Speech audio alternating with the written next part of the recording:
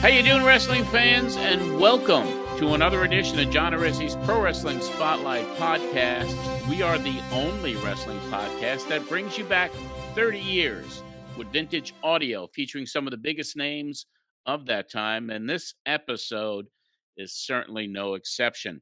The Pro Wrestling Spotlight covered all the news stories and breaking developments that happened in real time. And now we get to relive those historic moments right here on this podcast. Today, we will break format to devote this episode with the man who literally changed the face of pro wrestling in the 1990s.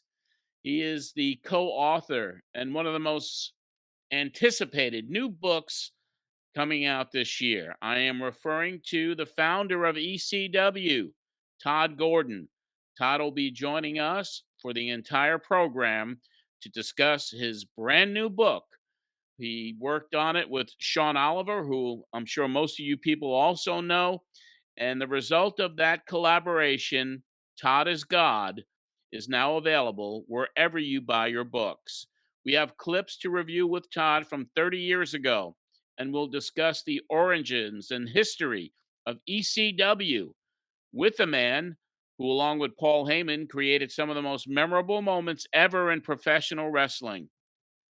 Before we get to that, I want to remind everybody, join our Patreon account, patreon.com/John Arezzi. $5 a month gets you in the door, and you have exclusive access to the entire archives of the Pro Wrestling Spotlight with vintage audio of all of those historic radio shows. There's also other audio features, video features, 8mm films, photo sets. You get a chance to do Zooms with us each and every month. And also for those members who are in the executive producer level, you also get to come on this program during the course of every year. So go to patreon.com/John Arezzi, and you will enjoy the history along with all the others that have joined. Let's do this. I want to bring Marsh on first, and then we'll bring Todd on. Marsh, how you doing? I'm doing good. I'm excited. Yeah, this is going to be a good one. This is when I reached out to Todd and he agreed to do the show. I was so excited because I spent a lot of time at ECW Arena. I did business with Todd. I mean, we did bus trips there. And so, I mean, ECW was just kind of a favorite place of mine to go each and every show, and I was given a lot of great access, to be in the back and hang out, upstairs on that little balcony. I mean, it was just kind of a magical time. So this is going to be a good one today. You didn't end up in Beyond the Mat somewhere, did you? No, I wasn't beyond. Maybe I should have been beyond the mat. Who the heck knows? But yeah, it's going to be a good one today. And without any further ado, Marsh, let's bring Todd on and say hello to a guy that I really haven't talked to since '96. I'm excited because the more I dig into who he is, the more amazed I am at who he is. Absolutely. Absolutely. Todd Gordon. Hey, John, Marsh, how are you? I'm doing good. It's great to see you, man. How are you? John, it feels like 100 years ago, and yes, it feels like yesterday, too. It does. It really does. I mean, I always was a big fan of yours and all the amazing things that happened during that time at ECW. I mean, the innovation.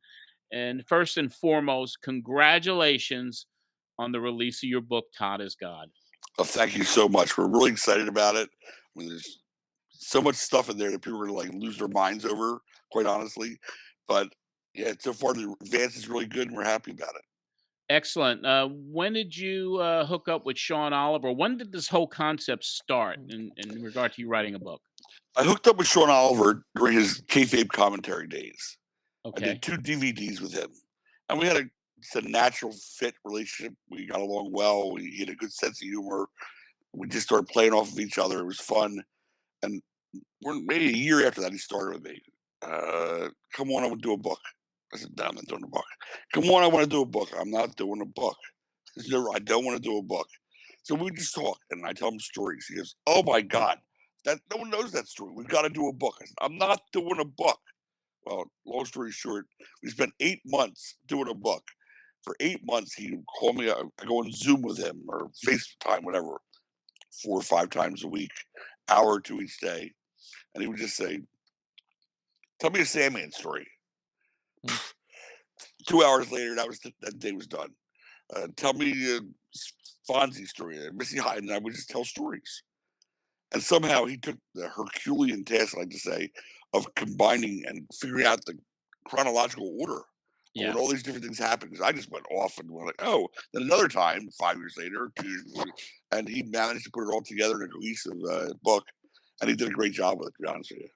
Yeah, I mean, that's a painstaking thing to do. I went through it when I wrote my book, Map Memories, with Greg Oliver. Greg and I would talk like you and Sean would several times a week, and we just talk. And then he just kind of crafted it into like this chronological order of my life. So, I mean, when you get people associated with you like Sean and like I did with Greg, I mean, these are guys that have all this experience in writing books and successful in what they've done. So that had to make the process seamless for you. And now here you are. I mean, the book is out and it's selling briskly. And I have a feeling it's probably going to be one of the most read wrestling books in many, many years. I appreciate that. Right now, we're number one on Amazon wrestling books, for coming out. Yeah, it's the whole idea of the promotion. I mean, and what it meant to change pro wrestling back then. It really is a promotion that changed the game of the business. It really started, WWE did Attitude Era after ECW, obviously, but what you guys did in Philadelphia was amazing at that time. John, while it did indeed change the business, as you say, that was never the goal. The goal for me originally was always to put on shows that I would want to see. I was so sick and tired of what we're being fed, with the plumbers and the werewolves and the Papa Shango making Ultimate Warrior throw up from across the arena. I couldn't watch it anymore. Right. As a little kid, I believed what I was seeing. I believed Bruno Sammartino.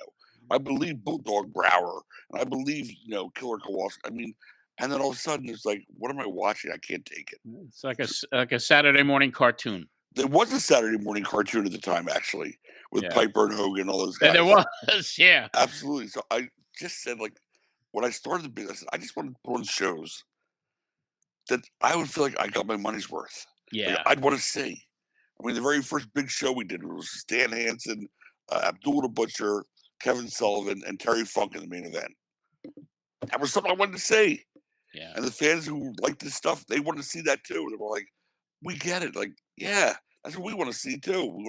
And that's why to this day, people are still yelling, ECW, because that's what they wanted to see. And I try to give what I wanted to see. Yeah. I mean, you saying that Bruno Sammartino you believed and Killer Kowalski and those. So you really were a wrestling fan growing up, I would assume that. Since the age of about 6 or 7, yeah, absolutely. We only get to 1 or 2 shows a week on UHF and the WWF. But yeah, as a little kid, my father would go crazy. He'd run in there and go, "It's not real. He's not throwing salt in his eyes. Professor Tortanaka is not even a professor. I go, get out of here. You don't know what you're talking about. Leave me alone." And he was still saying the same thing. My dad was the same with me. I mean, I had gotten tickets. I convinced him, to take me in 1967 to the old Madison Square Garden. And at that time, you couldn't get in unless you were 14. And I wasn't. I was 10. So he gets one of his friends with their kids, and we go all the way into New York City. We lived on Long Island. We couldn't even get in. And he's like, why did you do this? I mean, I said, I didn't know you couldn't get in. And he never liked me being in wrestling at all. So he just wasn't. And then, when Sammartino fought Pedro Morales at Shea Stadium, a friend of mine, I convinced him to drive me there. He said, I'm not going. I'm just going to drop you guys off, and that's it, and it was raining, and he's like, why do you watch this shit? So, I mean, I went through the same thing, but it was in your blood. You fell in love with it, and that was it. It gets in your blood and doesn't ever leave. And 30 years later, 92, when I started my own company, he was still saying to me, "When are you going to get over this wrestling thing? Like, seriously, you're still you're still doing wrestling?" I Yeah. said, "Yeah." I mean, when did you? I mean, you went into business. So you started you had a jewelry company. Was it a family business? And you this is what you were doing for a living before wrestling, and Yeah, still are now. and through wrestling, I mean, this was my family's business. It was my grandfather and my father. These businesses Ah. have been there since 1860. We're, Oh wow. we're 163 years old right now. Wow. Third oldest business in all of Philadelphia. And now my children are there. They're fourth generation. And yeah, it's like I was doing that 9 to 5, Monday to Friday, jumping in the car with a Sandman, whoever was picking me up that day, riding to that, and then we were off for the weekend. It was a frenetic pace. It was not easy. Yeah, I mean, you got involved with wrestling. I guess I don't know the entire evolution, but I know that you got involved with Joel Goodhart when Tri-State Wrestling started.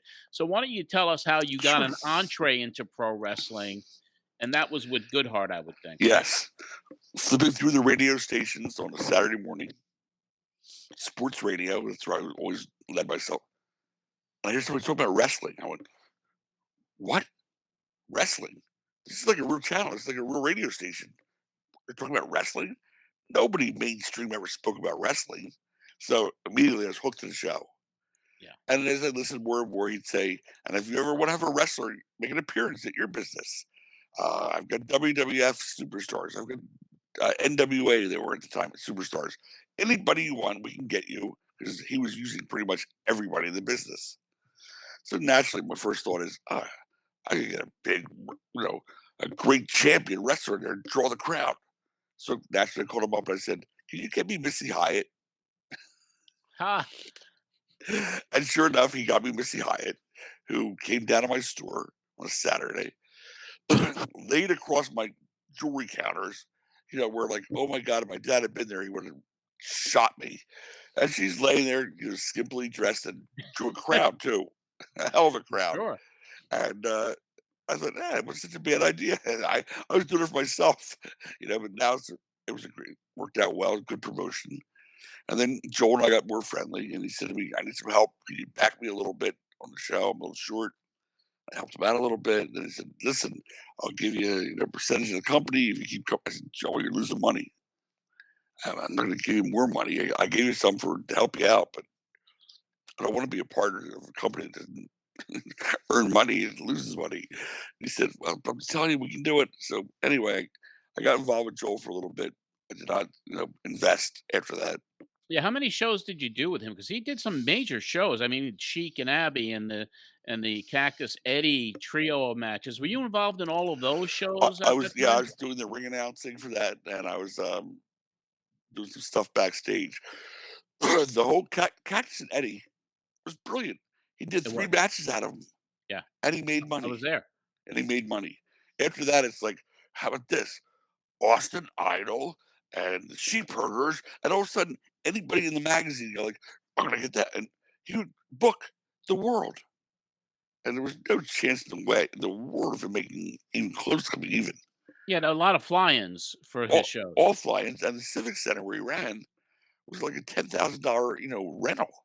Ooh, It was like $3,000 there to get the electrician to turn the power on, because that's the unions, that's Philadelphia.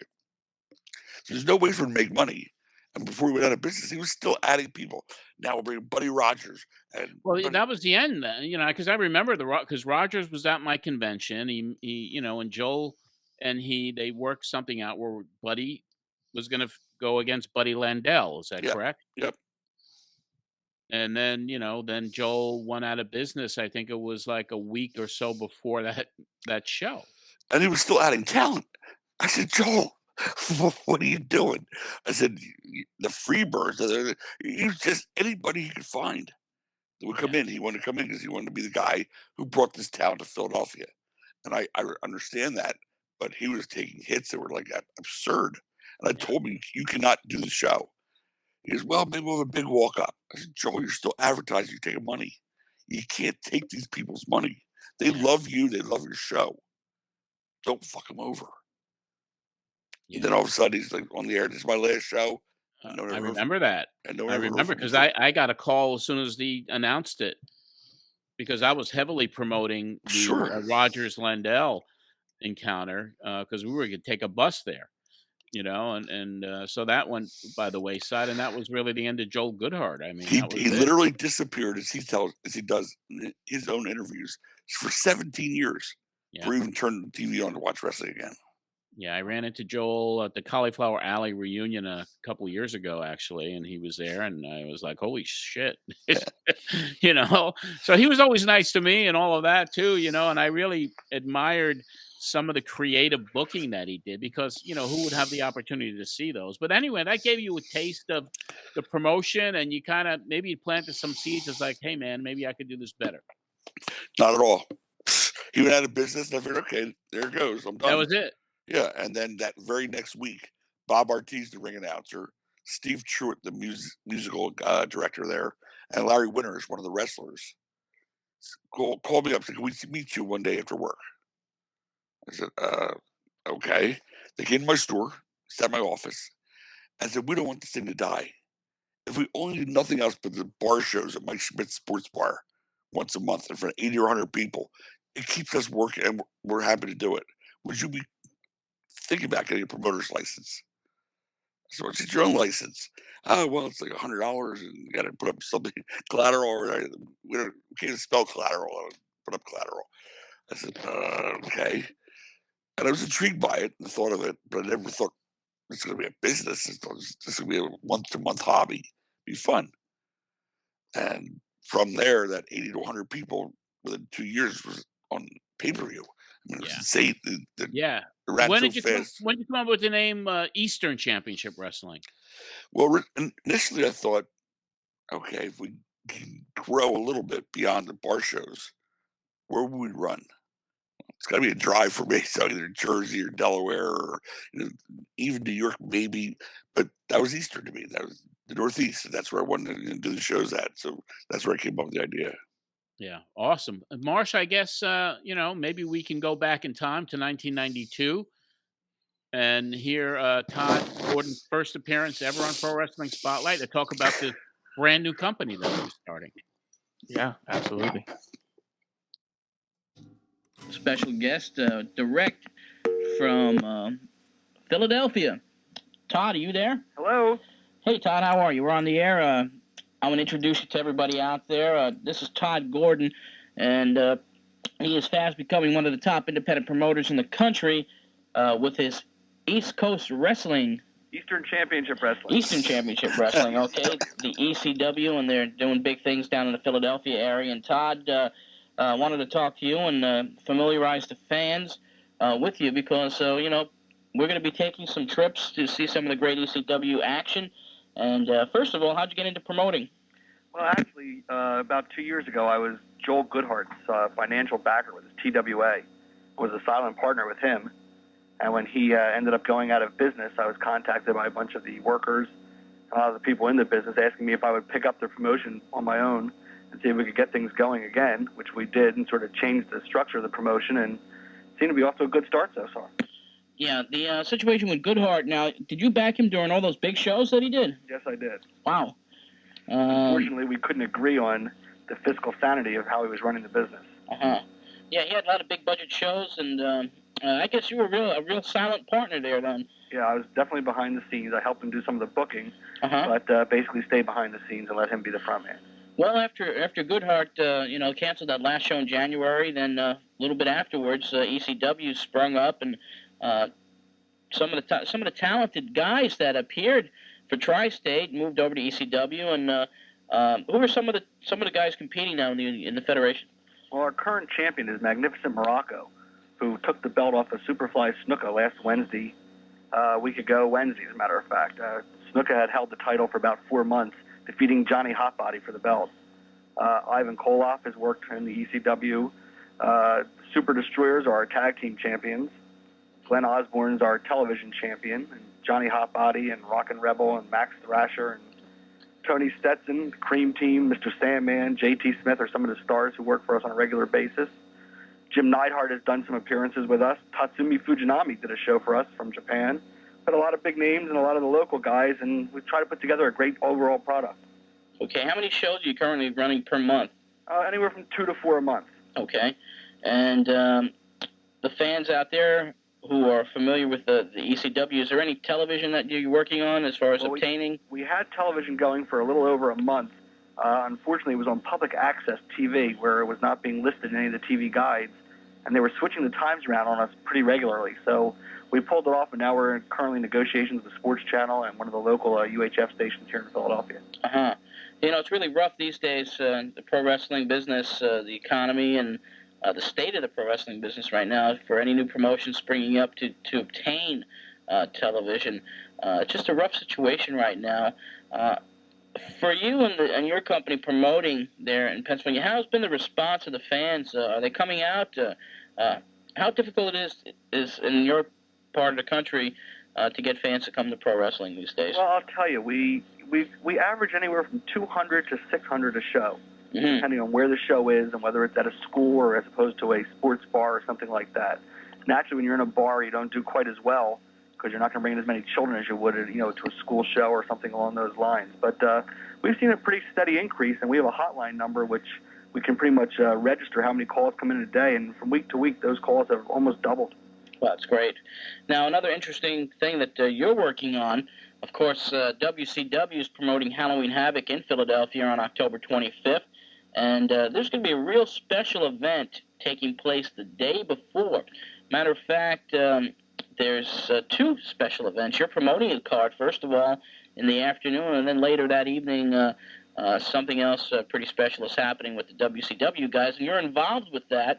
I'll be wearing 2 hats that day, John. In the afternoon, we'll be doing a 1:30 show. In fact, Missy Hyatt from WCW is going to be one of our special guests that day, coming to take pictures with a lot of the fans. And I believe Ole Anderson and some of the other people from WCW will be at the show. They will not be wrestling on the show, but the main event that day is Snuka against Morocco in a return match. We also have Ivan Koloff in a Russian chain match against Tommy Cairo. A mixed tag team match that day where J.T. Smith and his manager Tigra go up against Mr. Sandman and his manager Peaches. Renewing the feud between Johnny Hotbody and Tony Stetson, about 9 matches all told.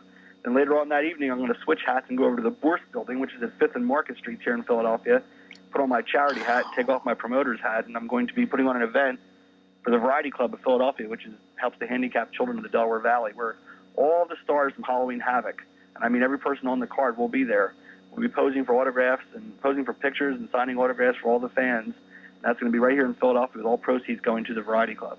Well, that's a great event, and for you to be working with WCW, I guess Gary Jester is the local promoter there. You got a good relationship with them, and I guess some of the WCW people will be checking out your show earlier in the day as well. So they'll be scouting talent, and I'm hoping, as a goal, that at some point we can reach a level with WCW, sort of like the U.S. or Jarrett's promotion has done with Vince. Well, that's good. That's especially the fact that a lot of young talent is out there, and they don't really get an opportunity to break into the major promotions. And with the ECW now coming along the way it is, it's going to give you and your boys a shot. And well, I certainly hope so, because right now the relationship with WCWA is a good one, and most of their people who are under contract are now going to a day-to-day contract where if they're not working on a show, they can now work an independent shot. Yeah. Therefore, it could be a possibility to actually share talent that way, and I'd like to see that relationship develop. Wow. That's a little bit of a, you relive that time period, right? It brings you back. Well, the first lesson is, everybody out there, this is what 30-plus years of smoking will do to your voice compared to the voice back then. Wow, I forgot all about that charity event with Bill Watts and Bruno, and yeah, that's crazy. Yeah, well, I mean, I know the Variety charity has always been near and dear to your heart. I mean, I became president of that charity, and yeah, I recently, in fact, a year ago, I was at Hamburg Fieldhouse, where there was a convention up there, and someone wheels up to me in the chair, and I went, "You know who I am?" And I went, "Oh my God, like, you're little Stevie." Like, yeah, he goes, "Yes." He goes, "I have a picture of you and I together when Sting was with you doing Old Newsboys Day in this charity event," and And then now he's a grown man with got a facial hair and stuff. I'm like, holy smokes! But yeah, and he just want to say thanks. He always brought me to your events. He always gave us free tickets and put us up high where we wouldn't get scared. Unfortunately, your people went up high and scared the shit out of us anyway. Yeah. He said there was no seat in that building that was safe. But nonetheless, because I really loved it. I love you. And it was a really great moment. Excellent. Yeah, reminiscing about those old days, Todd. I mean, that has to be a jolt, right? That was a total jolt. First of all, I almost didn't recognize my own voice. Right. It's been so long since I sounded like that. But yeah, that was very much a jolt. Yeah. So I mean, you progress, you start doing regular shows, and then you get TV pretty quickly, don't you? Out of nowhere, Matt Radico was a guy who was filming our bar shows, making them into videotapes, VHS tapes, and selling them, to the 8 or 9 people who ever heard of us. And he said to me one day, he goes, this guy named Sam Schroeder, he works for Comcast. Well, it wasn't called Comcast back then. It was Comcast Spectacle. He goes, they're starting a new sports channel. Philadelphia, Sports Channel Philadelphia. I said, oh, that sounds good. He goes, yeah, they're doing Phillies coverage. They're doing Sixers games, Flyers games, Phillies games, but it's all they've got. They have no programming. He's dying for programming. I told him about this wrestling thing I was doing, and he said, can you get me a tape? Maybe we can do a pilot tape for us and see if we can put it on the air. So I said, on the TV? He said, yeah. I said, all right. So we organized this show at a youth association. I called Frank Talent up, who was the commissioner of the Pennsylvania wrestling shows, and he arranged the whole thing. It was his charity, and the place was packed, like 800 kids. I mean, oh my God! Every babyface move was cheered. Every heel move was like screamed at. It was the exact antithesis of what the ECW audience would become, and really was. Yeah. But for a pilot, it sounded great. We sent it in, and he goes, "Do it." I mean, the lighting was terrible, the sound was terrible. He didn't care. He wanted programming. The fact that he puts on every week on Tuesday night at 6:00 during the dinner hour, as we grew, and you're eating your dinner and seeing the entire audience going, "Show your tits, show your." I mean, it was as clear as day, and it was obvious they were not watching the program. There was an evolution beginning to happen, and they didn't watch the program. They had no clue. They just get the tape in and we'll put it on. That's what we did. Yeah. Yeah, that Philadelphia audience is a hardcore audience. I mean, they love, and as you proved. But during this time now, you're growing a little bit. You're bringing in the Snookas. You're bringing in Moroccos. All of a sudden, Eddie Gilbert appears. So tell us a little bit about how you started that relationship with Eddie, and he eventually came in to start booking for you. I met Eddie at the convention that I did in conjunction with Dennis Coralluzzo. I had an agreement with Dennis Coralluzzo not to run New Jersey, and he would not run Philadelphia. Okay. Then he called me up one day and he said, listen, I've got this big opportunity to run a show after a convention that night at the Marriott Hotel in Philadelphia. It's a big deal, but I know we have this understanding. Is there any way you consider, like, I'll give you a match on the show, I'll give you the piece of the show, you don't have to put up any money, can you, like, give me your blessing to do the show there, and you'll be a part of it, you'll be sharing the profits. So, yeah, I would do that. It sounded reasonable to me. And at that show that night, amongst other crazy stories that happened, including the Kerry Von Erich story, which I guess I should tell you that one first. Kevin Sullivan at the convention. Love Kevin. Mm-hmm. Halfway through the convention, he goes, I've got to go. Everybody goes, what? The police are looking for me and I've got to get out of here. So off he went flying off because he was afraid the police were coming to arrest him. Now he's got a match that night. I can't even tell you who it was against. And we had to get a replacement. So I said, here's Kerry sitting here. He's not working. So we invited Kerry Von Erich to do the spot. So I said, Kerry, here, everybody's expecting Kevin. So we're going to put you in the hood. You come out, and no one's going to know it's you. Nancy, woman will pull the hood off, and bam, there's Kerry Von Erich. I remember that. I mean, we talked about it on this program. I mean, that could have been one of his last matches as well. It was his last match. So he said to me, okay, you got it, boss. About 20 minutes later, he goes, why am I wearing a hood again? I said, oh, because you're going to be a surprise. I just told you this 20 minutes ago. They're going to pull the hood off, blah, blah, blah. Got it. Ready to come up for match. Give him like 10 minutes for his match. Here's the hood. He goes, what's that for? for the third time. You're going to wear the hood. You're going to come back to the ring. And you're going to be the surprise guy. He goes, got it. So we're standing right at the back as he's walking out. And he comes out with the hood on. And he's wearing his Kerry jacket. Kerry robe. Yeah, he's wearing the robe. It says Kerry. Yeah.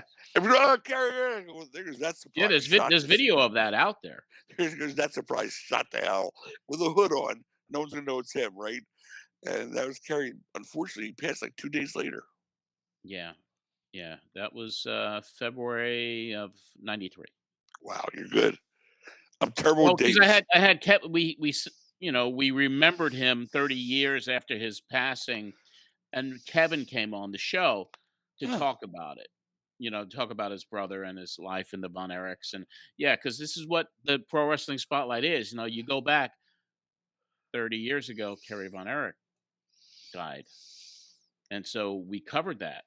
So that's why it's fresh in my memory, or else I wouldn't remember. So at that very show, I saw Eddie. We're talking, hanging out a little bit, and I said, I hear you book television. And he went, you got TV? I said, yeah, I got TV. Wait, what? He goes, let's sit down at breakfast tomorrow and talk about it.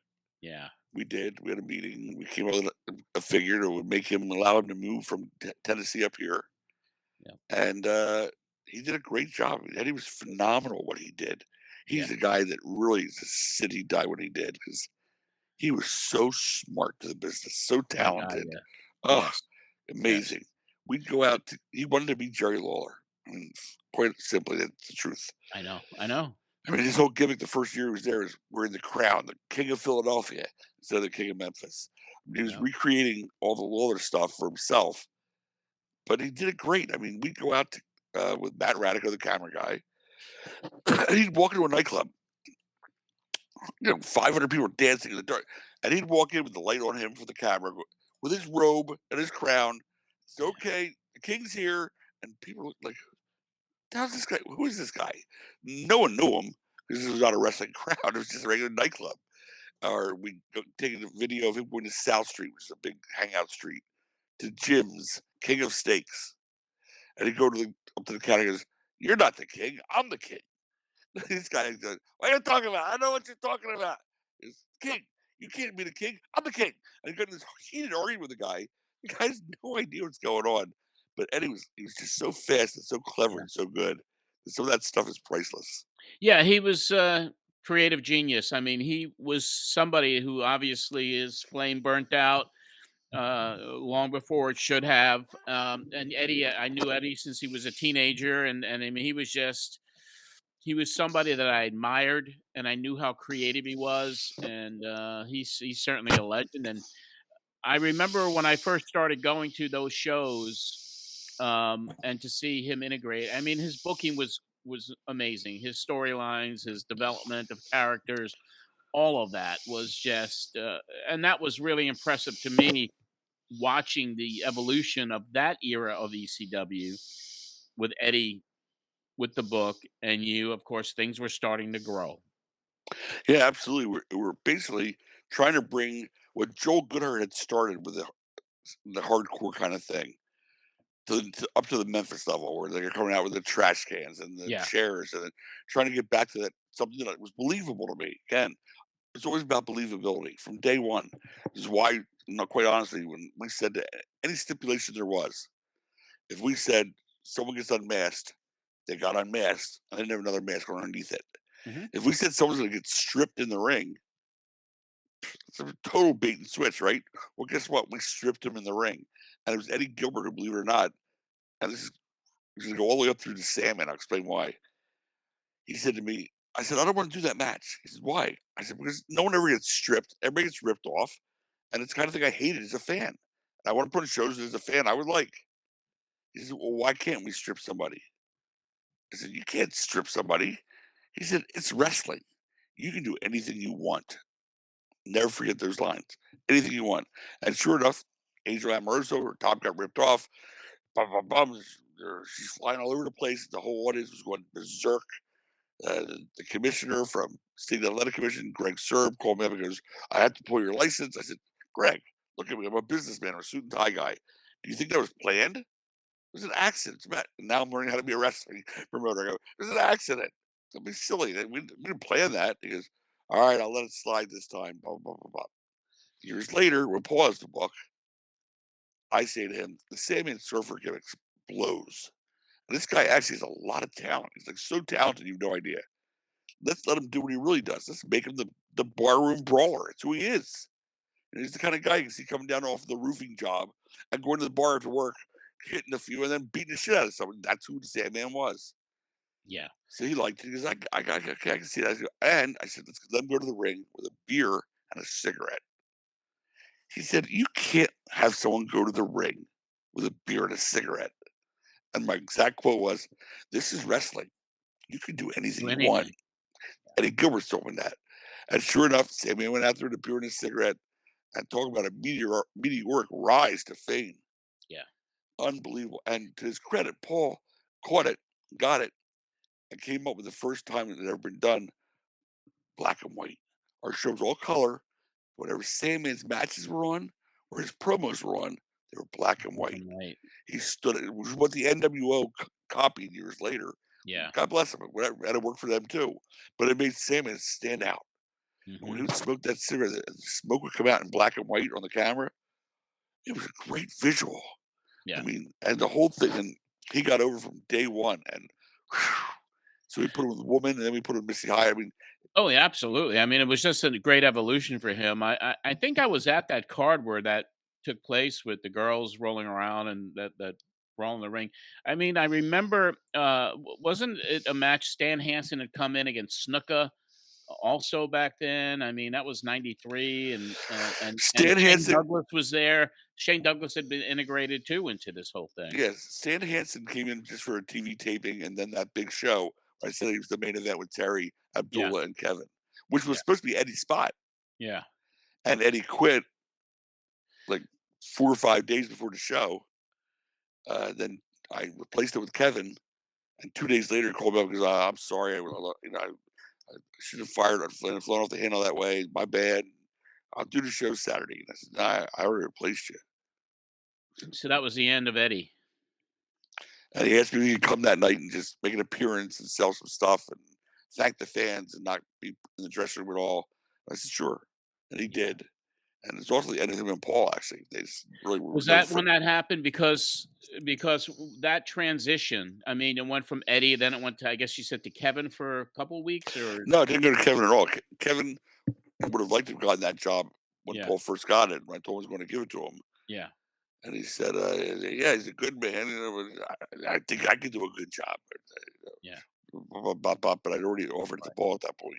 Now, Paul was done with Crockett and Hudson at that time, or was that, that's just, this is where all this stuff is a little bit of swirling around. I got it all for you. What happened was, Paul said, one of the first shows after Eddie was gone, Paul was not in any authority position. He was just being a manager. And he saw me in the back, and we'd gotten a little friendly, talking a little bit. We had a lot in common to us. And so we'd been talking on the phone on and off for weeks. And that night he saw me going I was ready to pull my hair out. He said, what's the matter, buddy? I said, I can't take these guys. It's Curtis Hughes. Everybody, I don't want to do this. How about I do that? Everybody wanted to change everything. Yeah. I said, I'm trying to still deal with the electrician over the the light guys, the sound guys, and these guys are like children. They're driving me crazy. I got it. I'll take it from here. I'll deal with the boys. You go deal with what you're dealing with, which is overwhelming in itself. And he did that night. After that, I said, man, that was awesome. I said, would you ever consider coming on and booking and helping me out on TV? He goes, here's the thing. I got to deal with Crockett. It's called WWN. But if you let me bring some of these guys in here, that I'm trying to see if they got it or not, to have them come with me to WWN, then I'll work for free. Which already was a bonus. Okay. He said, I'll work for free. But I want to bring in Jason and the Public Enemy. There's certain guys I want to bring in and take them with me to the Crockett deal. And I said, okay, but you're not going to touch the talent I already have, right? It's just those guys you're bringing in. You want to give a showcase to? Yes.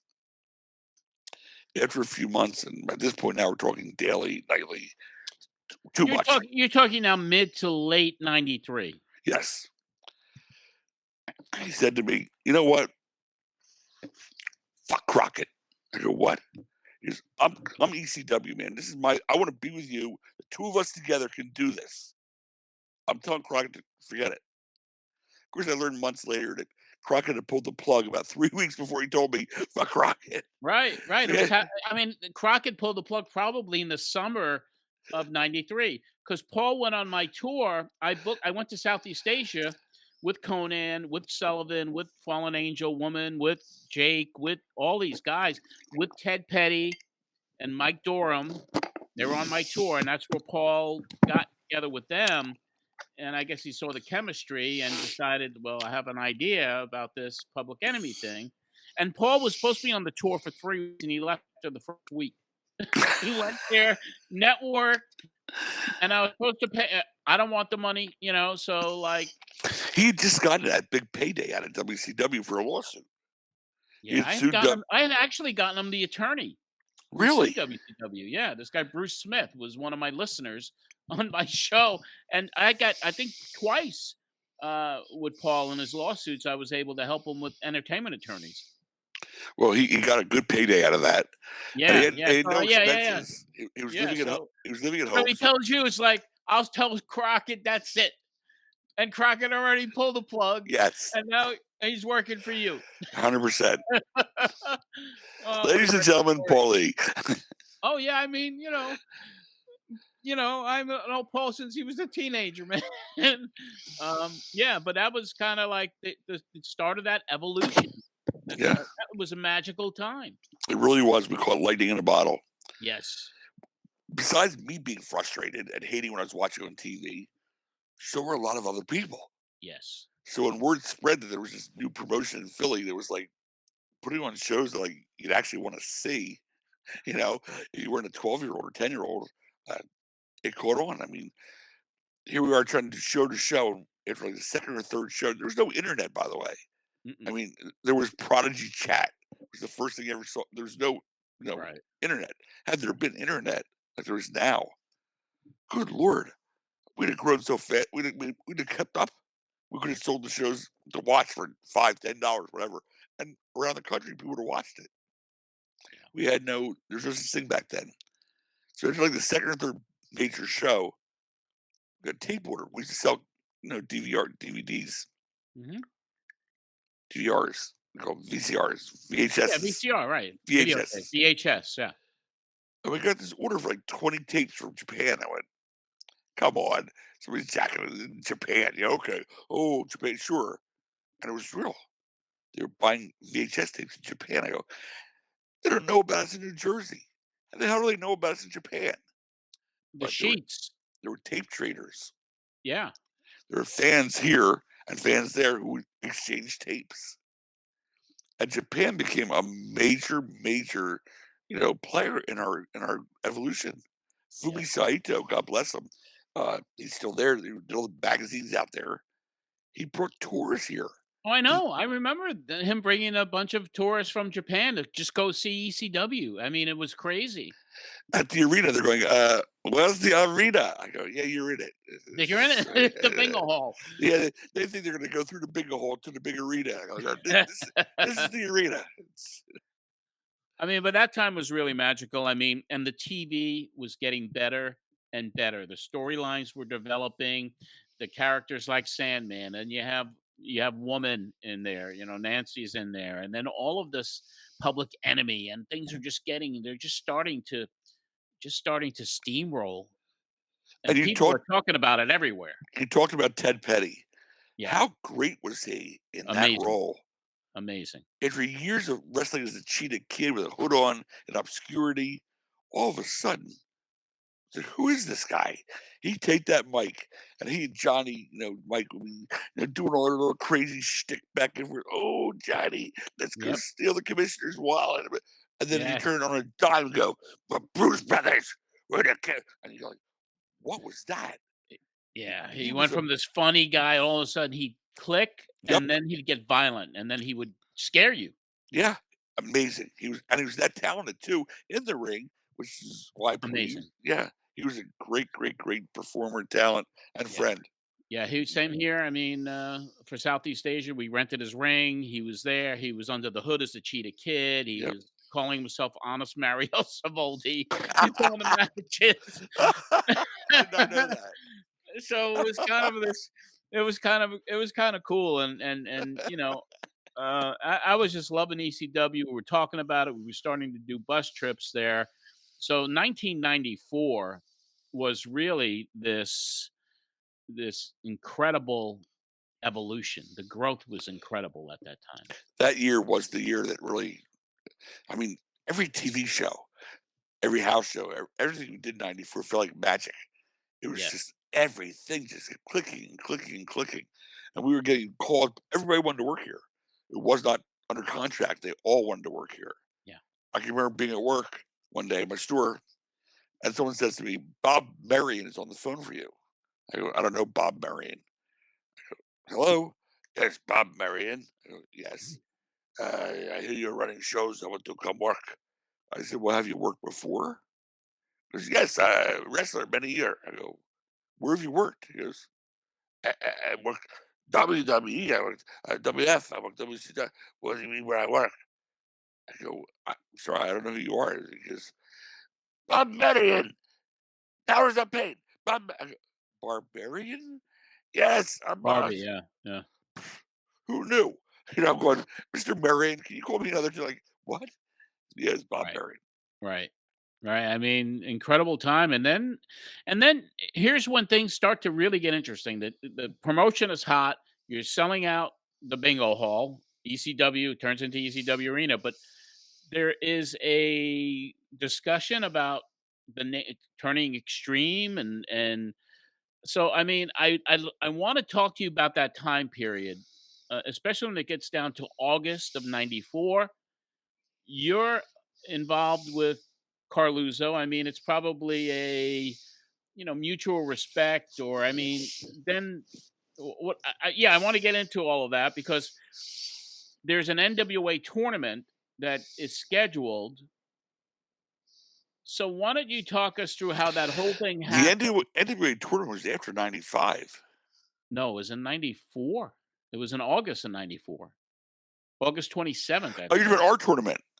Yes, and Yes, when sorry. Shane drops the belt. I was thinking about another NWA thing. No, that whole evolution, because that's where things really started. Yes. And the name turned into Extreme. So, because we have some clips, and after you finish your story, when that angle took place, or that double cross, or whoever you want to call it, and that belt was dropped, and Shane said the ECW championship is the world championship. So take us through that process about how all of that went down and what the decision making was in regard to dropping that NWA title onto the ground and Shane lifting up the ECW belt. And I would say for a good 6 to 7 months, Dennis became obsessed with us because we started out together. He was doing Jersey, I was in Philly, little independent shows. Yeah. Now we're a TV entity. Right. We're growing like crazy. Right. And instead of worrying about building his own company, he was obsessed with bringing down ECW. He would send tapes to buildings we're getting ready to run, CYOs, churches, wherever it may be, ahead of time, saying, look what you're going to get in your place. You want to have this there? Blah, blah, blah, blah, blah. He would then call the fire commissioner up on our ECW arena shows to come in and make sure we weren't loaded over how many people were allowed in the building. And we always were. But thank God they were a late arriving crowd. So the fire commissioner would come in like a half an hour before it started, go like, "Nah, you guys are good. I'm sorry," and he'd leave. And then the rest of the audience would show up in the next 35, 40 minutes. And thank God. So you're saying that he really was trying to sabotage you? Saying that? Mike. Well, John, John. I mean, the things that you're telling me, he was kind of head of security. Became the hottest promotion in wrestling. My head of security. Jersey, he's over the Walt Whitman Bridge, and he's seeing your growth, and then he's getting, how do I stop this? Yeah, my head of security, Mark Shapiro, on the headset calls me one night and says, "Come out back, please." I go, "I'm in the middle of shit. I need to come out back." I come out back. He's got Dennis and Gino Moore. Buy the shirt. I go, what?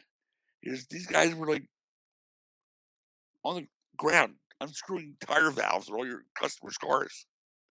I said, what? Unscrewing, they're trying to let the air out of people's tires? First of all, you think as a promoter, you can find somebody for $20 to do that for him.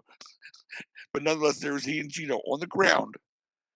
And Mark said, what do you want me to do? Take him in or arrest him? I said, just get him out of here. Like, that's so pathetic. I can't even respond to that. It was horror. I mean, but it was nonstop with him. At one point, we had a show canceled because he had sent the tape in. And Mick Foley, of all people, the gentlest guy in the world, had me pull over to the side of the road because we didn't have cell phones yet. They didn't exist. Got on the pavement, called up Dennis, and blistered him. You motherfucker! Like you're taking money out of my mouth, out of my kids, off my table. Kids and shows that I'm working on. You want me to ever work for you? Like I said, like, wow, damn! I never heard Cactus talk like that. So that's how crazy it was. So now we decided. Crockett comes to me and says, "Can we have a meeting?" I meet with him. He said, "Can we have a tournament to declare an NWA champion?" There's only like 5-6 members of the NWA. Yeah. We used Ricard, there was only like a handful. Yeah, Ricard, Cornette, etc. Yeah. And he said, "You're the only one who says TV." And I said, "We only use the NWA name because Eddie thought that'd make us elevate us a little bit. Instead of Eastern, we're NWA Eastern. Because the letters still had some kind of a meaning. Yeah, they did. Whoever. They did. We do a tournament and have a champion. You keep the champion, then we'll do tag team. And I'll get the tag team down in Texas with me. I'm opening up a new promotion." Okay. This is after the WNNN thing fell through. Yeah, we'll do that. And within a week or two, Torch, Observer, all these sheets are coming in saying Dennis Coralluzzo says the tournament was not happening. He's in the NWA. He didn't vote okay. And he's going to make sure that nobody. And he's going to stop the tournament. I go, hey, we didn't ask for the tournament. We didn't care about it. We're doing this fine by ourselves. Well, he's out there blistering us. I have no right to do this. I'm stopping it. Pop, pop, pop, pop, pop. Now Paul and I put our heads together. This guy's got to go. I mean, it's air on the tires. It's calling the buildings. It's sending the videotapes out. Yeah. And now he's out there and she's saying, like, ECW, with their tournament. It's got to change. So Paul says, it was really mostly Paul's idea. He said, how about we go to the Eastern and do Extreme? I go, Extreme? He goes, listen to me. And by the way, to the day I die, I'll never know how he knew this. He said, in a couple years, there's going to be Extreme Sports, Extreme this. There was nothing Extreme at that time. Like, was clairvoyant, but he was right. But nobody else was using the word Extreme. But he knew that it was in the offing this was going to happen. Extreme video games, Extreme Sports, Extreme everything. Let's be the first ones. I said, well, at least I don't have to change the monogram for the towels. Still be ECW for Eastern Extreme. It's all good. And so we had all the merchandise. Still said ECW. It would still be ECW. So that part worked great. And we came up with the idea of changing it and doing the deal. And we invited Dennis to come to the show. He said, well, I want to decide who's champion. I said, Dennis, you're not going to decide who's champion. It's our TV show. We're going to have our champion be there. But he'll work and, whatever. He'll do shows for you, for everybody else too, which was never our intent. Right. We just had it up to here. Yeah, you wanted to kind of, this has got to be it. We got to, yeah. So we invited him to the show. He wears tuxedo. I wear my tuxedo. We sat next to each other at ringside at the ring announcer's table. I was there. I remember. And then as Shane's doing his bit and throwing down the belt, I just remember Dennis biting his nails going, hey, man, he's pissing on the belt. I went, nah, don't. No, he isn't. Oh, yeah. He's pissing on the belt. I go, it's probably an angle. Don't worry about it. Just sit here and smile. He goes, okay. Show ends. We go to the back, and he's like all out of sorts. And Paul goes, come on. You're an NWA. You're going to threaten to suspend Shane. It's a whole big long, he's going to have to wrestle for you. It's a big angle. That is, okay. What's to go on TV? He goes, TV? Me? Yeah. And he cut that promo. As the NWA, we say, if Shane doesn't defend the belt, he's suspended from the NWA. No, blah, blah, blah, blah, blah. He leaves, and then I did the promo. I said, yeah, we quit the NWA. We're now Extreme Championship Wrestling, our own federation.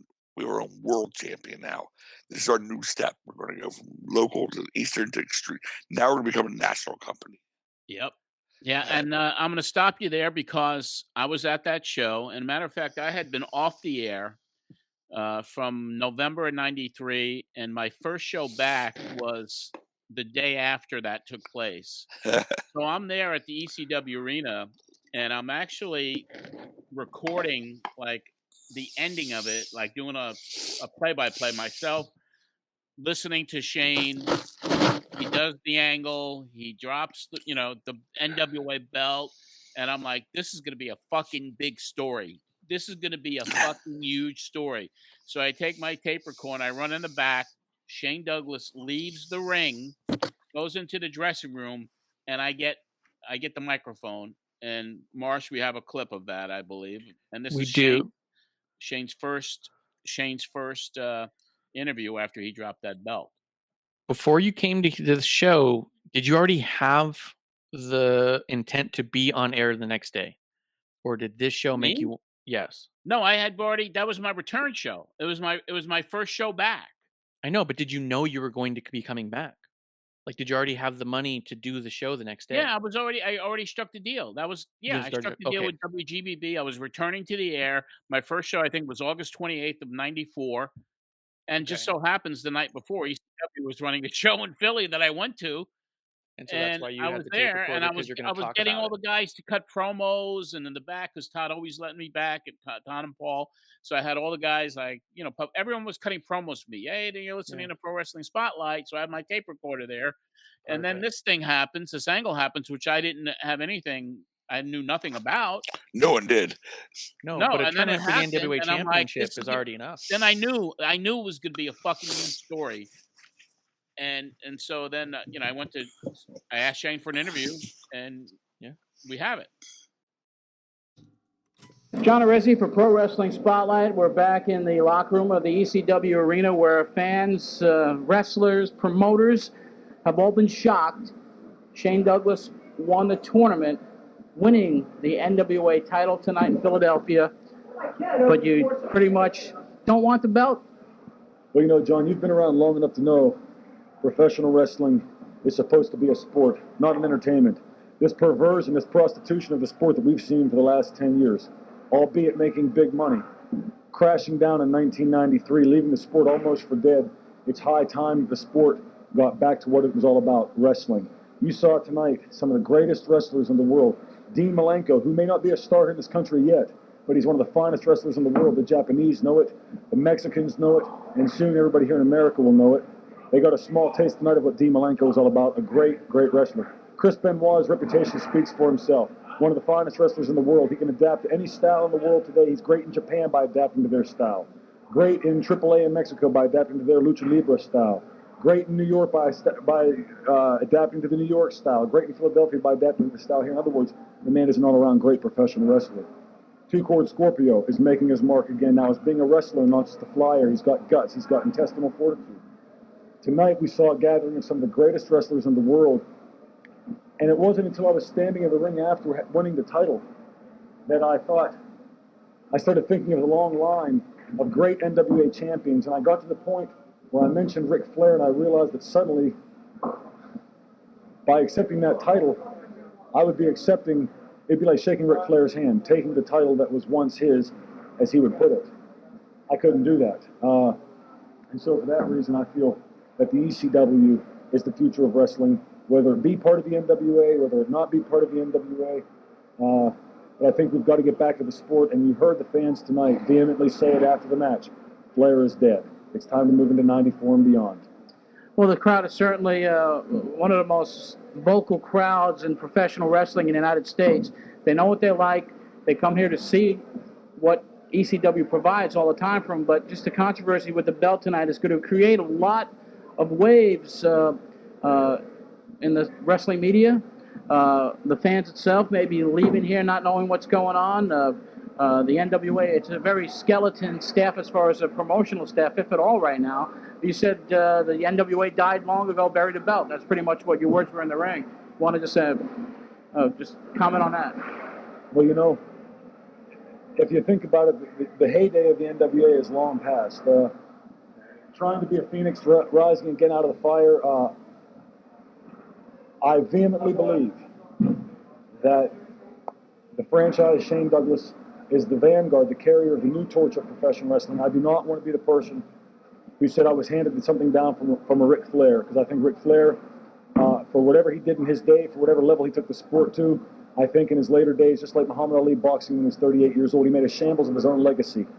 And I think Ric Flair is doing that now by getting into the ring and going to the entertainment route with Hulk Hogan, and we've seen the honky tonk mans and everything else. They are perverting what little legitimacy WCW had, and by perverting that legitimacy, they're turning off all of their fans. Now you see the fans here in ECW, you see fans coming from Japan, a great wrestling crowd from Japan. They know professional wrestling when they see it. That's the reason they come from Japan to watch us. That's the reason ECW is one of the few shows on in Japan, American style. It's one of the few reasons that you see the vocalization that you see in the ECW crowd. ECW is the new flames. Like I said in the ring tonight, it's the new flame. NWA, if they want to be part of that, fine. If they want to say that what Shane Douglas did in the ring tonight was too controversial, that's fine. But, you know, there's an old saying, John, and it goes like this. You can either walk amongst the crowd or you can soar with the Eagles. ECW tonight is soaring with the Eagles. We are the future of professional wrestling. Well, you can't say it better than that. Shane Douglas, who is the ECW champion right now, discards the NWA title belt, makes his point known here on the program. And, Shane, you speak from your heart, and you can't ask for more than that. John, thank you very much. Great to see you again. Okay, Shane Douglas giving his reasoning why he trashed the NWA title last night. That was pretty interesting. Was Shane in the know the whole time about what you guys were going to do? Was he part of that interview? He was, the day before is when we talked to Shane, that Friday night. You know, I listen to him now, and again, it's amazing. This guy can cut a promo as he did with you without taking a breath, without going or thinking. He's bang. And who would have ever guessed? I mean, he came in, Eddie Gilbert said to me, I want to bring in Shane Douglas. I went, the dynamic dude, seriously? What? Now, backstory. Not that many months before that, they did, I think, a Halloween Havoc or something in the Civic Center here in Philly. Freebirds against the dynamic dudes. For the first time that I'd ever seen it, the entire audience healed the baby faces. It's Philly. They love the heels. So anytime they got any offense in, boo. Anytime the Freebirds got offense in, it was Garvin and Michael Hayes. Yay! And I was at that show. It was hilarious because these guys got completely thrown off their game. Like, they were laughing and they're like, what do we do? Like, how do we, we're trying to work heel and they're cheering us and you're trying to work, and they're booing the shit out of them. Yeah. Okay, that's my last memory. Then he goes, I want to bring in Shane Douglas. I went, oh, really? He's not, nah. He goes, trust me, Eddie, trust me. I want to bring him in as a heel and watch him go. Well, I got to trust him. Eddie's got a lot more, business knowledge, wrestling knowledge, and a lot more experience than I do. I said, well, give it a shot. Brought Shane in, and yeah. Oh my God. Yeah. Could he talk on that microphone? He was great. Phenomenal. Yeah, phenomenal is that's so. I mean, all of this is now in my head as this guy that's on the inside of the business doing a shoot show, and I knew that there was more to it than what he was telling me. I knew, and you explained exactly what was going on and why it had to be done the way it was done. But Shane handled it really well, and by explaining the flare heat and everything else. But the story carried on the following week on my show. I mean, all during the week, from the Sheets to Meltzer and Wade Keller, and everyone's talking about the screw job. Everyone's talking about what went down in Philly. that the belt was tossed, that the belt was thrown down, and I had to get deeper into it. And if you want to go from being a local promotion to being amazing, you need a splash. This was a splash. Damn right. So the following week in March, I know you're there watching. I mean, the following week on my show, I devoted the show to what happened in Philadelphia the week before. And Todd, I wish you were on that show, and I don't know why, but Paul agreed to come on, Shane agreed to come on, and Coralluzzo was like, I gotta come on. So what we're gonna do, Marsh, is this: we will first play the clip that you had of Coralluzzo, and then we're gonna go after that. I'll get Todd's comments, and then we'll hear Paul, and then we'll hear Shane. Why don't we bring Dennis Coralluzzo on? Dennis is the one of the board of directors of the NWA, and admittedly, the NWA board of directors is not just a handful of people involved in the company right now, and they want to get the NWA back on track, so to speak. And I guess one of the ways, Dennis, are you there? First of all, I'm here, John. Yeah, one of the ways to do it was to sanction a title tournament last week in Philadelphia to crown a new champion and proceed from there, but that wasn't what took place. Dennis, your feelings on what went down last Saturday in Philadelphia with Shane Douglas and ECW pretty much disassociating themselves from the NWA and discarding that championship belt?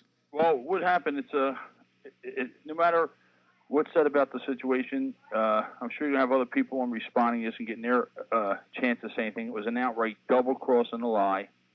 And it's funny, I just got a phone call from someone that's listening to another radio talk show right now, and Shane Douglas is supposedly on there putting the mouth on me now and saying that it was he just decided to do that at the end of the match, and it wasn't planned, and that's just prove what one big lie the whole thing is. Gordon, Paul, and Douglas, their noses are going to get so big from lying that their heads are going to explode. Well, Shane is appearing, I guess, Wrestling Insiders is probably the other show that's on at this point. He's on there putting the mouth on me right now. But I appreciate you having me on. At least you give me a chance to respond to what actually happened. If I give you a little bit of history of what happened, and what happened, people can understand what went on. A few weeks prior to this tournament, well, even before that, months ago, Todd Gordon had set up an NWA World Title Tournament, and he never came to any. The only board director he went to was Crockett, and Crockett gave him his blessing. But see, Crockett forgot that you need the majority vote of the board of directors to sanction the tournament, and they had planned it without coming to us, and we voted against it and told them that we wanted to wait till after our convention in September to map out plans of what we were going to do, because we didn't have a champion for 1 year. But after a bunch of calls from the attorney from the NWA and Gordon and Crockett and Dangerously, we decided that we would go ahead and sanction this so it looked like we weren't fighting among each other and we didn't look like a half-ass organization. So what had happened was I was originally contacted by Gordon and told that he just had to have me there or somebody there from the NWA so it didn't look like an ECW work. And he assured me at first that we could put the belt on whoever we wanted just as long as we sanctioned the tournament. And as things went along, they changed their mind. They said that they should put it on Douglas because they had promised it to him. And at the last minute, we decided that that would be the case. You know what I mean? And there was word. The word was out from their own people that there was a double cross might come down, but we were prepared for it and said that we were going to go in there as with the olive branch and as a sign of unity. And what happens happens. And now we're getting calls from people that they were bragging about the double cross before it ever even took place. And you were there, John. I went in there in good faith, presented the belt, showed it to the people at the arena, gave it to Todd Gordon to present to the winner, and then that happened. They tried to push it off as a work, and it just didn't. That wasn't the case. It was an outright double cross and a lie, and they made a lot of promises they didn't keep, and it just turned out to be a real mess. I mean, your explanation, obviously, of what was going on even before this, didn't put him in jail for undoing the tires. Right. Yeah. Right. No, I mean, it was just kind of something that that really turned into this major story, and you were explaining what led up to all of this, and then hearing Dennis, I mean, it really is an interesting thing. But as we both know, Paul E doesn't really mince words a lot, right? So our next clip is like immediately after Dennis, and Paul was probably listening to the interview on hold. So why don't we play the clip of Paul responding to Dennis on Pro Wrestling Spotlight from 30 years ago? 30. The Yeah, close NWA to was 30 years. was the title that had the longest stretch of history. If you go back to 1905, Exactly. so the NWA has the longest lineage of any title in wrestling. It's a World Heavyweight Championship, and had in the past deserved to be so. In the past year, there have been negotiations with every promoter in the NWA, with each one taking his turn to say, I want to do the tournament, I want to crown a champion, I want to be the one to resurrect the NWA, and each guy has failed. And ECW, which is the only NWA promotion that has television, yes, Jim Crockett has tape television, but it is not aired. ECW is the only NWA promotion in the past year that has any television clearance and has consistently run and has continuously run for the past 52 weeks. And ECW, therefore, said, hey, we're going to do it. And we did it at the urging of the other board members. And once the other board members got ECW to agree to say, hey, we're going to do it, and this is a business. You're in business to make money. So we said, okay, if we're going to do it, let's promote it. We start promoting it. Then they start dictating terms. Oh, well, you got to do this. Oh, well, you got to do that. And you have to give this to Benoit. And you have to do this with Nishimura. And you have to recognize this guy as a great promoter. And all of a sudden, now that we've opened up our mouths and started advertising the tournament, now they start dictating terms. Now the NWA starts telling us what we need to do and who we need to acknowledge and how we need to do it. And what it boils down to is this. If the NWA was a cohesive unit, last year at this very time, in fact, it was just right at the end of September, Dennis Coralluzzo, Jim Crockett, Todd Gordon, and myself sat down in a hotel in Philadelphia and laid out an agreement as per the NWA as to where Coralluzzo would promote and where ECW would promote. And ECW never, ever, ever violated the terms of that agreement to the point where we put an ad for Coralluzzo's show, the Ben Salem Bass, on our television and lent our main event wrestler Sabu to him for that event, and yet he kept on crossing over promotional guidelines. He kept on crossing over every single agreement that he made with us, and in the meantime ran back and told everybody when it was supposed to be a meeting, a behind the closed doors so-called meeting, went and told everybody what went on in the meeting allegedly. So this guy's been breaking the rules ever since day one, and when push came to shove, we all realized, including Shane Douglas, that why spend the rest of our lives trying to resurrect the title and resurrect an organization which can't get its act together, and in which the heavyweight championship is only going to be living off its past glory? Why not try to take something from nothing? Why not try to take the ECW title, which is only recognized in a few cities now, and try to bring it worldwide? Why not try to bring what we do worldwide instead of resurrect a dead company? Okay. And its representatives, who are all dinosaurs and are all thinking in the past and in their wildest dreams, have not had 1/3 of the effort nor 1/10 of the investment that ECW has had in this NWA project in the past year. He nailed it. He nailed it. And it's all true. And for Paulie, that's a lot.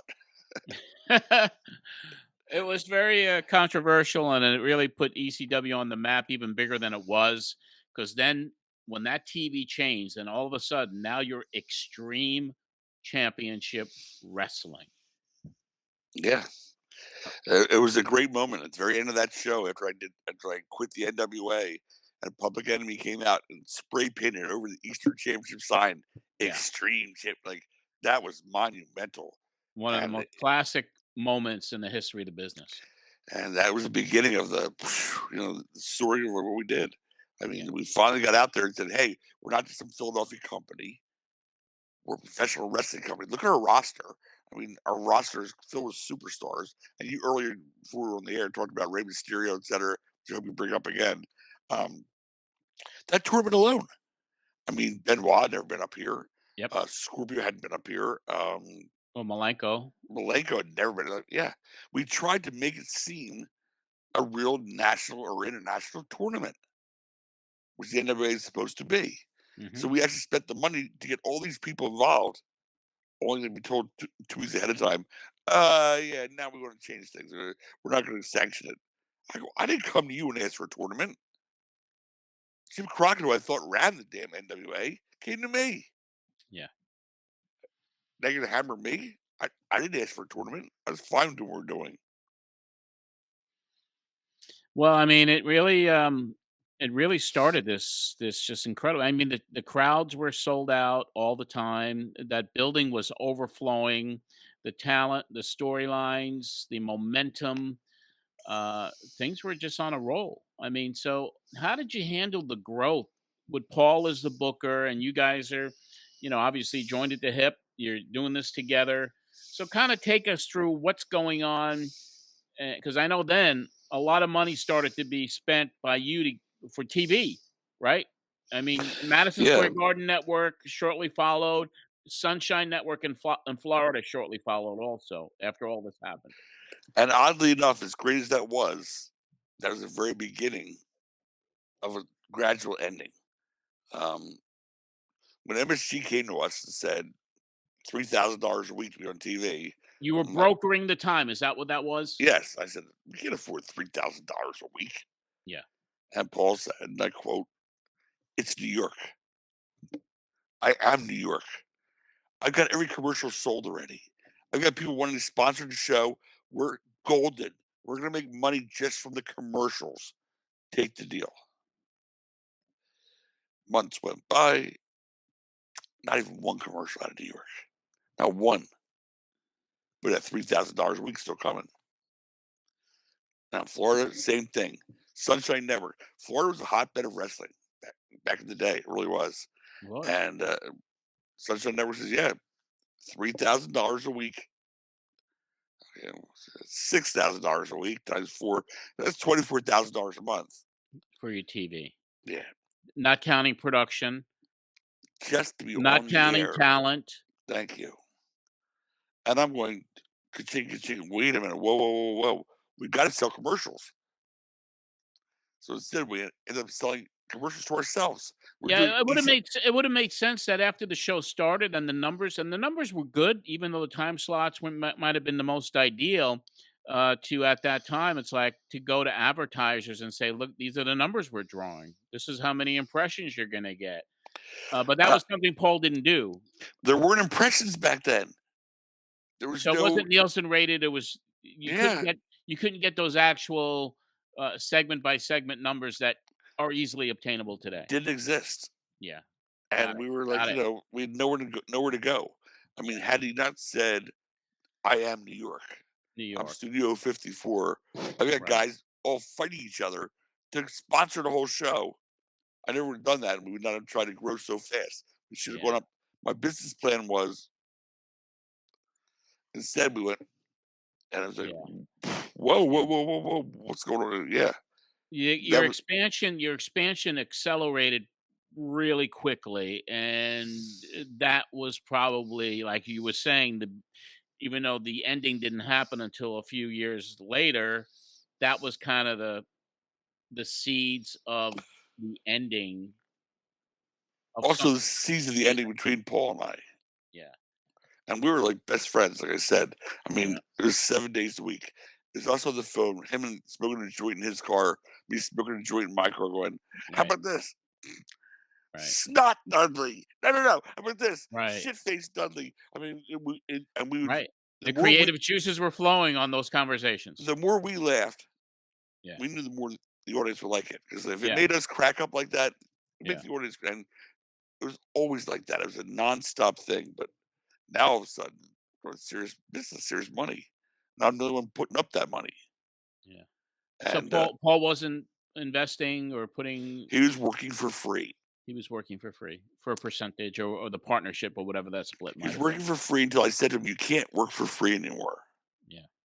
I said, I'm going to give you 49% of the company. Gift it to you. He said, I want 50%. I said, nah. Somebody's got to be the voice of reason. Somebody's got to be there to say, no, you can't burn the arena down. Right. Someone's going to be there to make that last decision, and it can't be you. Yeah. And it can't be split. 51-49. I mean, spend my money. You're getting 49%, handed to you. And he didn't like that. He said, I'll take it. Okay. He took it.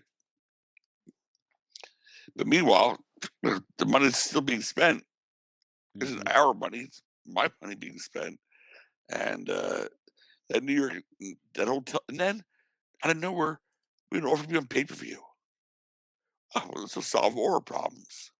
Except it's $250,000 up front for the first pay-per-view. Wow.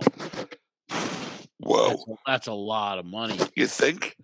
Yeah. And then, it doesn't matter how many buys you have, because they want you to lock in the second pay-per-view. You've got to put up the $250,000 for the second pay-per-view before you get paid for the first pay-per-view. Oh, no. I'm like, I'm not going to put my house up. It's my wife, my kid. Like, whoa. Yeah. But that pay-per-view deal buried us. I mean, like, we're not getting paid yet. What was the revenue of the first one? I mean, did you guys get close to breaking even, or was this kind of a wash, or what was it? What was that first show? Honestly, I don't remember the numbers, John. Well, you're already bleeding cash. Yeah. So, and I don't remember the numbers because we're so busy worrying about the next pay-per-view. Yeah. Before we can get the money back from the first pay-per-view. So it was a continually snowball from there. I reached the point where I said, whoa. Well, you're actually running a company too with an infrastructure that really, when you're talking about doing pay-per-views and you're talking about the growth of ECW, I mean, it literally was kind of you and Paul, and then some of the boys, I guess, started contributing their help, like Tommy Dreamer and some of the others. But I mean, it was really, you didn't have a staff of 50 or 100 people doing this. We didn't have staff at all. Yeah. Tommy Dreamer and those guys didn't start doing those roles until after I stepped away. Oh, okay. Crazy part was that I said to him, and it's in the book, spelled out in the book very well. I said, Paul, look at the sheets. I'm a businessman. We got 14 weeks. We're out of business. Wow. Paul, when was this, Todd? What do you remember? 95. 95. Okay. Paul, we got 13 weeks. Paul, we got 12 weeks. I find an investor. He wants to invest X amount of dollars. He wants 20%. I forget the number. Paul says, well, I'm not giving up any of my shares. Says, dude, we're going to go out of business in 12 weeks. We got to each give up 10%. He said, you give 20%. So then I'll have 30. And you have 49. Like, wait, what? That doesn't make sense. Are you kidding me? Paul, 10 weeks, 9 weeks. He rejected the investor. Now it's like 8 weeks. I'm going nuts. I have a relative who's the head of Sony Music, HBO. Call him up. He gets me a meeting in HBO to see if we can possibly get this thing on cable, where we can do anything we want to do, basically, say what we're doing now on regular TV. Now it's getting bleeped out, which didn't for years. Yeah. He's like, yes, HBO is awesome. 5 weeks, 4 weeks. I get the meeting. I said, we got these tapes there. I want to take them with me. They'll be there when you get there. I said, I really feel more comfortable bringing the tape with me, showing that here's what we do, here's our product. Day of the meeting, I'm in New York. No tapes. Wow. And I was like, but HBO, my goodness. I mean, they may have said no, but never get to find out. Right. You didn't have you don't have a scissor wheel to show them. I'm sitting there, like, like, hey, hi, I'm Todd. Put me on HBO. They're like, yeah, get the fuck out of here. So that was it. That was the end of like everything. 3 weeks, 2 weeks, going out of business. All of a sudden, this is spelled out in the book. Paul says, I've got a guy who will buy the company. I really didn't want to sell it. What? He will pay off all of our debts, and our debts were serious debts. I mean, we owed everybody at that point. I'm sorry, we owed everybody at that point. Yeah, my guy Brian Travis, we're good. He said, take over the company. I said, thank God. So he goes, there's only one thing. He says that he'll only do it if you step away and let me run it.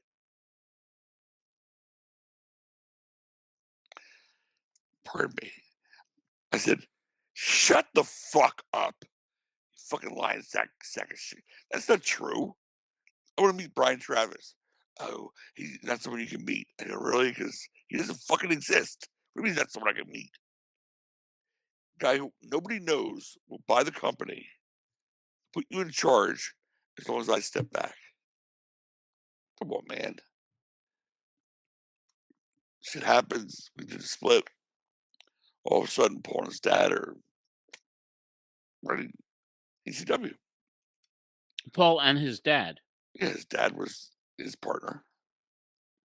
And apparently, which I found out years later, Vince and according to Jim Ross was funneling him serious money every week. McMahon. Yeah. When did that start? Do you know when that started? I'd have to go back. Yeah, check out Jim Ross's tapes, his shoot tapes. Yeah. He said we're giving Paul, after what he said, $50,000 a month. Like, I'm like, what do you mean? How long was that going on before I had our split? Hmm. And that's also heavily described in the book, The True Story What Happened. And that's the thing that nobody knows about. Those are the stories that no one knows about that are now going to be finally released 30 years later. I've never said a word. I've kept my mouth shut about everything. No more. No more. And that book, Todd is God, is out now. You could get it on Amazon or wherever you get your books. So Simon & Schuster, anywhere. Yeah. I mean, what an incredible story, Todd. Read the book. It gets a lot heavier. Oh, I am waiting for my delivery of it. Love, John. All love. It's amazing. I mean, before we let you go, I mean, this has been an incredible look back at this story, and very happy to reacquaint with you and see that you're still doing well with the family business that goes back to the 1800s. So that's very cool. I wanted to mention a few names because you're a great storyteller, right? Sure. And you have great recollection of some of these characters that, and I just want to throw some names at you and just, off the top of your head, your opinions. Let's do it. Let's start off with somebody that wrote the foreword to your book, Terry Funk. Till the day I die, I'll be indebted to Terry Funk. Terry Funk was a superstar who came in for my very first TV taping via Eddie Gilbert. They're working angle together in Texas. I mean, Terry fucking Funk, are you kidding me? First TV show we ever did. Show ends. There's me, Terry Funk, Jay Sully, our announcer at the time. I'm like, well, Terry, we did it, our first show. Like, I'm beaming. And he goes, yeah, don't worry, we'll get better. And I went, you could put an arrow in my heart. Did he just say on TV, we'll get better? Like, the show sucked, we know that. It'll get better. That's what he said. Terry's the guy. Without him, we don't grow. He made Shane Douglas. He made Public Enemy. He made Sabu. All four of them would have stayed there at independent level without Terry Funk making them. He was generous. He was incredible. He was talented. Obviously, he was amazing. And, I always say, I will always be in his debt. So we approached him to do the forward. And it's probably the last forward he'll ever do. If he ever did one before, I don't know. No, I don't think he did. And he said, for Todd, 100%. That meant a lot to me, man. Well, Fucking yeah. Terry saying that. He's my Yeah. guy. I love Terry Funk. Yeah. I'd do anything for that guy. Yeah. And having him do the forward was as important to me as anything in the book. He's just that kind of special. Very special. Very special. And just was incredibly excited to learn that he was writing the forward. But yeah, there'll never be anybody again like a Terry Funk in this business for No. sure. Let's go to Kevin Sullivan. Kevin Sullivan. He came in our first, as I said, our first big show, replacing Eddie Gilbert. And by the way, Eddie loathed Kevin Sullivan. I mean, he despised Kevin Sullivan. Wow. To the best of my knowledge, it's something to do with Missy Hyatt, but I don't know. No, I'm being honest. I really, I believe that's where it all stemmed from. Okay. I mean, I was still new in the business. I didn't probe and say, yeah, and Eddie and Missy were married and all of that. Yeah, so anytime Eddie said something, Kevin, he'd say, no Sullivan. So when he quit, I'm starting to get hip to the business a little bit. I go, yeah, I'll bring in Kevin Sullivan. He just fucked me 5 days for the show. We were building the show for like 2 months. Called Kevin first. Brought Kevin in. Kevin was great.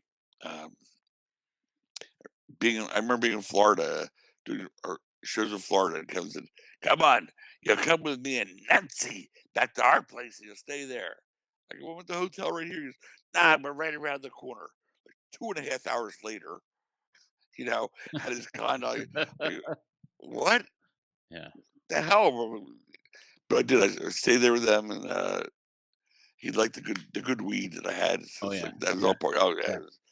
And so Kevin and I got along great. Kevin and I were very friendly. He wanted that book, and it was before we ever got the WCW book, but not long before. I said, I just hired Paulie, and he's a good mind too. Yeah, and Kevin has always been a survivor, and Kevin. And just one of my oldest friends in the business, and he was on our show last week actually, but Kevin, but also can't talk about Kevin without mentioning Nancy. Yeah. Nancy was part of what I called my posse. Yeah. The people I traveled with to every show. It was Sandman, Fonzie, Scorpio, myself, and Nancy. Nancy was the one who got Scorpio and Fonzie into our group by saying to us, they're okay. Yeah. Nancy was like the mother, the daughter, the sisters, the aunt, mother figure, everything. Yeah. I mean, she carried a knife in her boot that she probably never used. Yes. But she would, like, when we start driving and getting crazy, she'd go like, guys, all right, bring it down. It's hilarious. Slow it down, guys. And she would bring us back down. It's kind of funny the way she was like, because I had her on tour also. Any show that I've ever done, I mean, I always had Nancy there and Kevin. But Nancy, when we were in the Southeast Asia, she was like that mother hen. But don't fuck with her. Thank you. Exactly. So she was great. Then she became Sandman's manager too, which is how we ended up, all traveling together everywhere. Great chemistry. And we loved Nancy. I still love Nancy. Yeah. So what happened to her, I can't even say that guy's name. I can't either. I just want to, when somebody says, I see online, like, can't. Oh, here's a picture. Or here's a I can't even mention that was her name at one time, because I call her Nancy Sullivan. I call her Nancy. I mean, fuck that piece of shit. I'll never fucking say his name. He should. Yeah. Better dead. I'm glad he's dead. Yeah. That for me, and I was out of the business. And when I saw that, it just hurt so bad.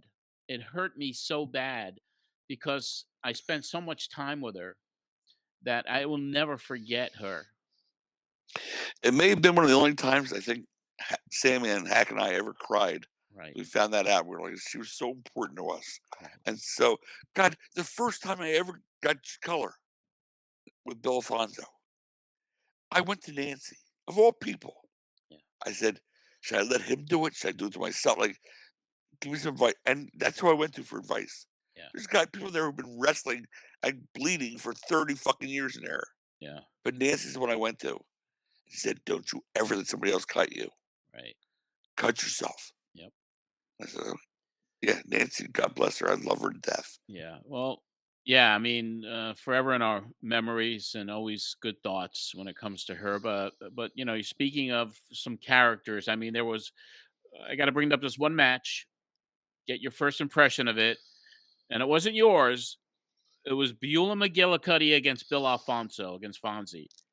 That was a match that was wild, crazy, and it still lives up to this day if you watch it. I mean, yeah, how'd that come about? Fonzie, it was right after I had left, and that's a whole big, Okay, so it was after you were gone. With 1 month, okay, almost, yeah. Do you want to talk about it, or it's all in the book? I mean, it's all there. But Fonzie had heat. Yeah, everybody assumed because Fonzie and I were like best. Me, Fonzie, Scorpio, and Sandman, and the four of us are still to this day best friends. Yeah. I tell you, I don't go 1 week without talking to all three of them. That's 30 years later. I can't go a day without getting a text from Fonzie showing me some clip from 30 years ago or some clip from last week, that he did. So, yeah, it was. It was a crazy match. I mean, I didn't know you weren't there at the time. How about... He was trying to save his job. Yeah. He thought in his mind. Yeah. Everybody put heat on him, saying, like, oh, Todd Gordon and Fonzie, blah, blah, blah. So he knew he wanted to do something. He didn't want to go that far. Yeah. Where he got put in the hospital. Right. But, yeah, that was although I'll tell you, God bless Fonzie, and I'll give you another one right here. Match in New Jersey, Gilbert is town right now. Fonzie hurt his shoulder working against me. Next day, he goes, I can't lift my arm at all. He goes to the Acme supermarket, so we have here in Philadelphia. Starts to climb up to get something, pulls it down on himself, lays on the floor, going, ah. So they would take him to the hospital, and Acme paid to get his shoulder fixed. Because, yeah. Oh, yeah. So they don't want any problems or lawsuits. They put him a bit of a swerve, wasn't it? Took him to the hospital, and he got his shoulder fixed. Everything for free. Awesome. He said, I could sue them. I said, dude, you got taken care of for free. Shut the fuck up. And take it, right? And Terry Funk, another one, when the young guys were all be around him, like, oh, I'm hurt. He goes, what's the matter with you? Do the stop sign gimmick. They're going to stop sign gimmick because you get a rental car, you get the insurance, drive into a stop sign, you go to they'll take care of all your bills and everything you need at the hospital. That's wrestling. That's wrestling. Well, I was going to bring a few more names up, but I mean, how could you have an interview get past that's wrestling? Because that is wrestling. And what you did, and the company that you launched and you were the founder of, is remembered reverely to this day. And I can't wait to read the book. And I encourage anybody out there that was a fan of ECW to hear the inside stories, as only Todd Gordon can say them. And Todd, man, I congratulate you on everything that you've done, and I congratulate you on getting this book out. And John, I thank you, and I appreciate you. Well, I appreciate it. Thank you so much, Todd Gordon. Wow, that was incredible. I really enjoyed talking to Todd, and what a book this is going to be. This is awesome. When people talk about ECW, Paul Heyman is obviously the name that they talk about the most often. When people talk about creating ECW, it's kind of lost in time with a lot of the people. They don't realize there was a lot of other people involved in the whole scenario here. Todd was so involved that, like, his story to me is must read if you're even semi interested in who Paul Heyman is, Yeah. Paul Lee's the creative genius that he is, of course, but for every creative genius, you need a guy that has a business sense and has, can back it and had passion for it, which Todd obviously did. And it's kind of a sad story in a lot of ways because of how close they were and some of the things that they did, as I said, while smoking joints in the car, and Paul's in his car, Todd's in his, and they're creating angles and scenarios. And So yeah, I mean, it is kind of a sad story as well, because ECW literally changed everything. And to hear Todd's perspective and to hear the story as it played out, and being able to share with him some of these clips, I mean, from his first appearance on Pro Wrestling Spotlight, and especially that screw job with Coralluzzo. Yeah. I had no clue that some of these things were going on by Dennis, because I never had a beef with Dennis personally, but I know there was a lot of heat between those guys. And now, you know, Dennis is not here to, you know, dispute it or give his side or whatever. But it was fascinating to hear how that all unfolded, and the decision was made is like, we got to get rid of this guy, and the screw job happens. Just wild what Coralluzzo was doing. Also, to think that there's sounding like the NWA committee kind of skirted around Coralluzzo to make this happen, which just made Coralluzzo even more upset. Yeah. You know, like, it could have really been an amazing partnership if it weren't for the idea that one person was headstrong that it wasn't going to be, you know? Right. You know, I know that these shows that we kind of played a few clips of are in the future when it comes to what we do. And what I'm going to do, though, for patrons is I'm going to put those entire clips up. They're not the complete shows. We'll wait till 1994 to get to those. But those interviews with Paulie and with Shane and Coralluzzo, I mean, if you're a patron, I'll put those up as bonuses for you, so you get to hear all of that. Yeah, there was a lot more. I pulled there was a lot more. Yeah. I pulled a tight little clip from a couple of hours worth of stuff. Well, you didn't expect me to send you files that were like over an hour each either. I was all like, oh, he made some clips, and I like go to like load them up, and it's like 45 minutes. I was like, I guess I got to get to work. And those shows were 2-hour shows back then too. So I mean, so we'll get to those shows in August and September of '94.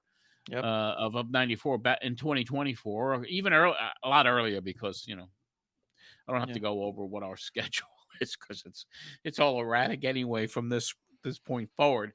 And of course, we have that original clip with I believe it was show 46. But I will put that first appearance by Todd Gordon up for patrons as well. So there'll be a lot of bonus material for everybody when this show comes out. So anyway, make the fans happy, make the patrons happy. That's what we do, right? Yes. They get the first raw cut before any of the technical fixes. Yes. And you are wearing your NWA shirt tonight, so supporting. Very cool. They're supporting. But a great, fascinating interview with Todd Gordon. Great to have him on the show. And Marsh, as I do each and every week, I mean, it's great to have you here doing all the work that you do for us. And wanted you to let everybody know what you're doing, what's keeping you busy, how to get a hold of you. And I thank you for all the work you do, man. Oh, yeah, absolutely. I'm on Twitter still at Ref Marsh. I've loaded up the old threads and Instagram on Marsh Ref. But I'm over at youtube.com/Queen of Carnage doing stuff with Medusa. But yeah, thanks for, reaching out. I know that you were you came across his book and thought maybe you'll reach out. And I'm glad you did, because you weren't sure if he'd even answer you. And this interview was so cool. And yeah, to me, the more you dig into who Todd is, the more you go, how are we not all talking about Todd Gordon more often? Yeah. Well, I'm sure a lot of people will hear this show, and we hope this book's a huge success for him. Absolutely. All right, Marsh, thank you. We'll see you next week, and that'll wrap up this edition of John Arezzi's Pro Wrestling Spotlight podcast. Join our Patreon page. Get all the bonus material that I'm talking about. Patreon.com/John Arezzi. Get the entire archives of the show as well. And don't forget to check out all of our socials at John Arezzi on Instagram, on Twitter, and on Threads. And, of course, we have those groups over at Facebook. The public group, Matt Memories, John Arezzi's Matt Memories. Just go there. Subscribe to the YouTube channel as well. There's a lot of stuff going up on there. That is youtube.com/Pro Wrestling Spotlight. Subscribe to that now. And we just put up a new show of Matt Memories from Madison Square Garden, covering the match Pedro Morales versus Georgie Animal Steel with special guest referee Joe Lewis. That took place on July the 23rd of 1973. That's actually our next show. The new one we put up is from June the 30th, 1973. I'm getting a little bit confused here. Anyway, I will be back here next week with Marsh. We'll get back to our regular format. So until next week, when we talk more wrestling history with you and review some great clips from 30 years ago, this is John Arezzi for Pro Wrestling Spotlight.